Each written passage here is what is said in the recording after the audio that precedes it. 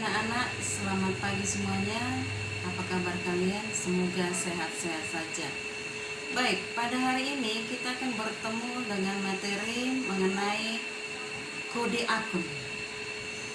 Pada pertemuan sebelumnya, kita sudah belajar mengenai pengelompokan akun. Ibu ingatkan kembali, pengelompokan akun terdiri dari berapa, nak? Ada 5 kan, 5 kelompok. Maka mengingat akun-akun itu banyak, maka akun-akun tersebut akan kita beri kode. Tujuannya adalah untuk mempercepat kita mengidentifikasi akun-akun tersebut. Lihat materi hari ini. Kode akun. Kode akun pemberian tanda berupa kode terhadap akun yang tujuannya untuk mempermudah proses pencatatan dan identifikasi. Pemberian kode akun terdiri dari 4. Yang pertama, kode numerik atau numerial. Yang kedua, kode desimal. Yang ketiga, kode mnemonik. Yang keempat, kode kombinasi huruf dan angka. Baik, pada saat ini kita akan masuk materi kode numerial atau numerik. Kode numerial ini adalah pemberian kode dengan menggunakan nomor-nomor. Terdiri dari yang pertama, kode dengan nomor berurutan. Yang kedua, kode dengan kelompok. Yang ketiga, kode dengan menggunakan blok. Baik, keterangan yang pertama, kode dengan nomor berurutan. Akun diberi nomor secara berurutan, misal nomor 100 hingga 500. Contoh, ini dia ya, nomor akun. Tabel yang ini nama akun. Akun terdiri dari 5 kelompok. Yang pertama, aset. Aset ini saya bagi menjadi 2 kelompok. Ada aktiva lancar atau aset lancar, ada aktiva tetap. Maka setiap akun akan kita beri kode dengan nomor berurutan, dimulai dari aktiva lancar. Kas dimulai dari kode 100. Piutang 101. Perlengkapan 102. Peralatan akan kita isi nanti di sini 103. Gedung 104. Artinya, nak, kalau ada lagi aset-aset perusahaan yang lain selain akun-akun ini, maka akun ini boleh kita tambah. Ya, boleh saja menjadi ini, misalnya ada mobil, berarti kodenya 105. Itu. Kemudian kelompok yang kedua, utang lancar. Utang lancar terdiri dari utang gaji, ini kita beri kode saja 105. Ini nama akun utang obligasi 106. Modal Andi ini 107. Prive Andi 108. Kemudian pendapatan jasa 109. Beban gaji 110 atau 110. Demikian seterusnya. Jadi pemberian kode dengan cara memberikan angka, memberikan nomor secara berurutan. Kemudian yang kedua, kode kelompok. Kode kelompok ini adalah pemberian kode dengan cara mengelompokkan menjadi beberapa kelompok. Nah, ini nomor akun kolomnya, nama akun. Harta atau aset ini terdiri dari 3 kelompok. Ya, harta kodenya 1. Untuk utang kodenya dimulai nanti dari 2. Modal kodenya mulai dari 3. Pendapatan kodenya 4. Beban kodenya dimulai dari 5. Baik, kita mulai harta. Harta ini terdiri dari ini tadi kan kelompok harta. Ini penggolongan harta, ini jenis hartanya. Harta lancar itu mengikut dari kode harta. Tadi harta kodenya 1, berarti harta itu terdiri dari harta lancar yaitu 1.1, itu dia. Kode untuk harta lancar 1.1. Harta lancar contohnya kas, maka kodenya 1.1.1. Udah ngerti tadi kan? Nah, harta saya ulangi, harta kode 1. Harta ini terdiri dari harta lancar. Harta lancar 1.1. Kas 1.1.1. Berarti kalau ada piutang 1.1.2. Kalau ada lagi nanti misalnya perlengkapan contoh harta lancar, kodenya adalah 1.1.3. Kita masuk ke harta tetap yang berikutnya, harta tetap berwujud. Harta tetap berwujud ini kodenya berarti 1.2. Ingat harta lancar tadi 1.1. Harta tetap berwujud 1.2. Artinya bahwa akun peralatan dalam bagian dari harta tetap berwujud berarti kodenya 1.2.1. Gitu kan?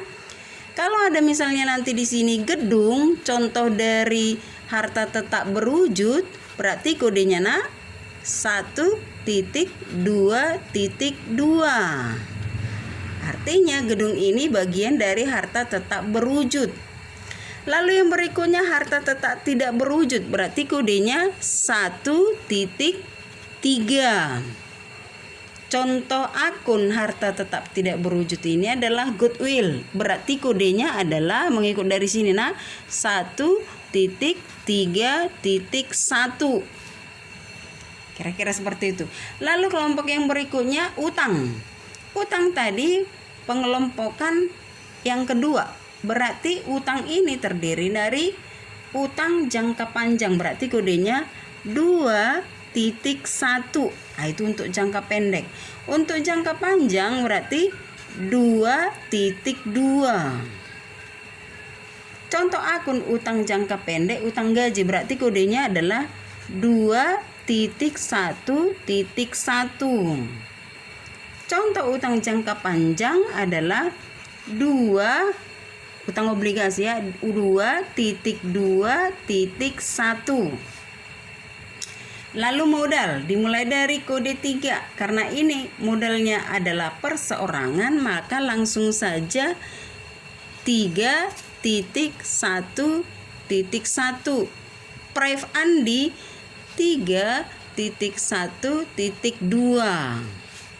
Pendapatan dimulai dari kode 4. Berarti pendapatan ini dibagi 2, pendapatan usaha dan pendapatan di luar usaha. Contoh pendapatan penggolongannya tadi pendapatan kode 4, berarti pendapatan usaha adalah 4.1. Artinya ini bagian dari pendapatan. Contoh kalau untuk pendapatan di luar usaha 4.2. Contoh akun pendapatan usaha adalah pendapatan jasa, berarti kodenya 4.1.1. Contoh pendapatan di luar usaha 4, pendapatan sewa namanya ya, 4.2.1. Kemudian untuk kelompok beban, bebannya adalah 5. Beban ini terdiri dari 2, ada beban usaha dan beban di luar usaha. Contoh beban ini ada beban usaha, berarti kodenya 5.1. Karena untuk beban tadi 5 ya, maka untuk beban usaha 5.1. Contoh akun untuk beban usaha, beban gaji yaitu 5.1.1. Contoh yang lain beban listrik 5.1.2. Beban di luar usaha adalah bagian dari beban tadi, sehingga ini kodenya 5.2. Contoh beban di luar usaha ini beban transport, berarti kodenya 5.2.1. Nah, demikian. Lalu kode numerial yang ketiga adalah kode blok.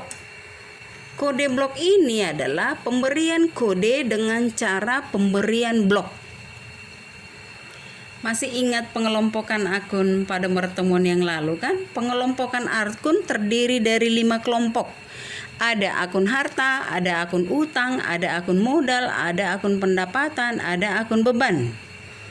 Lah, akun harta ini dibagi 5 kelompok. Ada harta lancar, harta tetap berwujud, harta tetap tidak berwujud, investasi jangka panjang, dan harta lain-lain.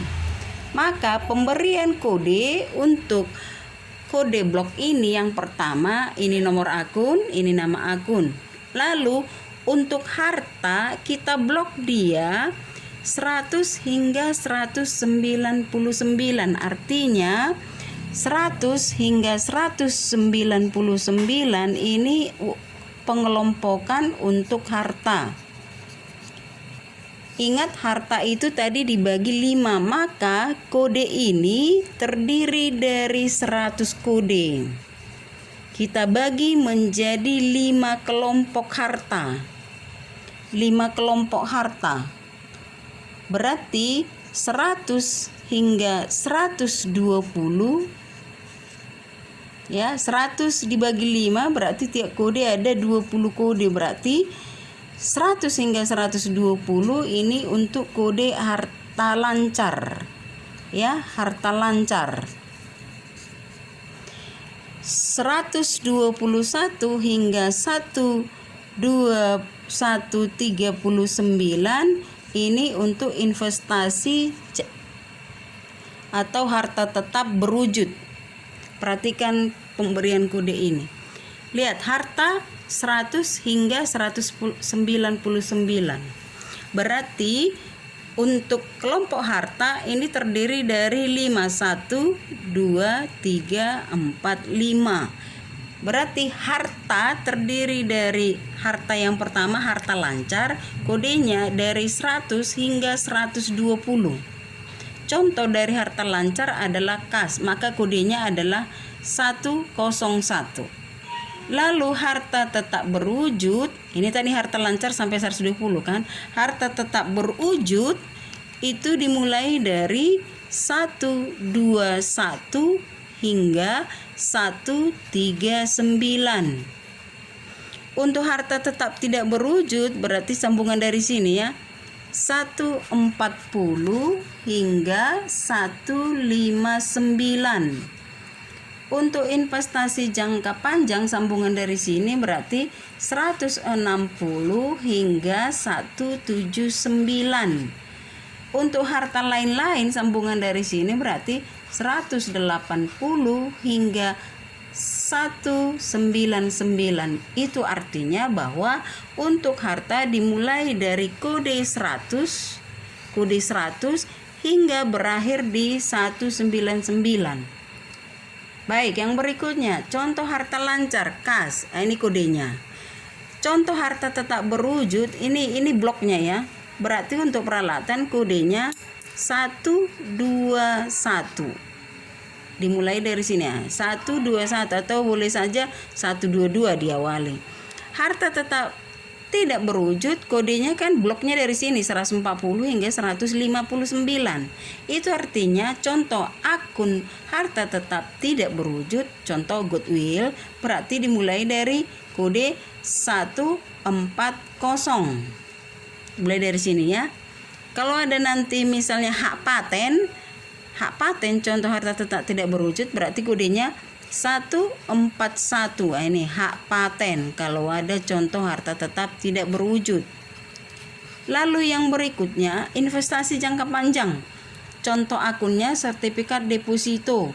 Berarti untuk akun ini kodenya dimulai dari 160, dimulai dari sini nak bloknya. Kemudian harta lain-lain, contoh bangunan sedang dalam proses, berarti kodenya di antara ini dimulailah dari 181. Kemudian yang kedua, blok yang kedua, utang. Utang tadi harta 100 hingga 199, berarti utang 200 hingga 299. Terdiri dari, ini ada dua kelompok utangnya, utang lancar dan utang jangka panjang. 200 hingga 299 berarti ada ini 100 kode. Berarti untuk utang lancar dimulai dari 200 hingga 250 kodenya. Sedangkan utang jangka panjang ini mulai dari 251 hingga 299. Sehingga nanti untuk modal kodenya mulai dari 300 hingga 399. Pendapatan kodenya 400, sambungan dari sini ya, 400 hingga 499. Kemudian untuk beban 500 hingga 599. Lalu masuk kelompok utang. Utang, contoh utang lancar adalah utang gaji, berarti kodenya adalah diantara ini yang dimulai dari 200.